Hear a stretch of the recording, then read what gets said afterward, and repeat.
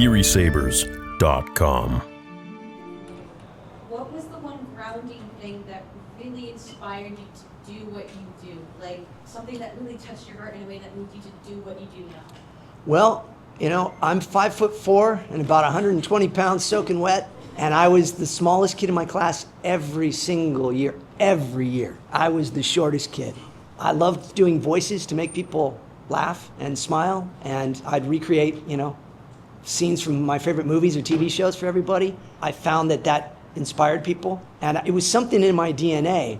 And I shared this briefly at a panel earlier today, but so at 42, I found out the man I thought was my father my whole life was not my father. And so that was kind of like that's why I don't look like my brother or sister or anybody else, and why I'm such a nerd and they're not.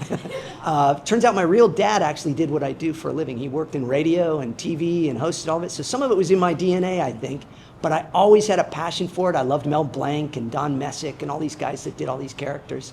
Dawes Butler, and then Peter Cullen and Frank Welker and Jim Cummings, and now I get to call them my friends, so it's really kind of amazing.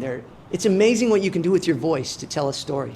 So if a guy 5'4", 120 pounds can be Yabba-dabba-doo for Red Flintstone, or Andre the Giant. So I'm Andre the Giant's voice double for The Princess Bride. Here, I'll need the mic. Anybody want a peanut? I was not so sportsmanlike. Yeah. And so I could do that. And yet I can be Johnny Test and all those.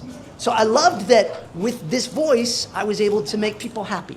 And so that was the reason. Long answer to your question, but sorry, yeah. And you have more projects now that you're part of? And yeah. Rippaverse and all that? The Rippaverse, yes. Yes, the Rippaverse. Brandon, we love the Rippaverse. So yeah, I'm hoping to...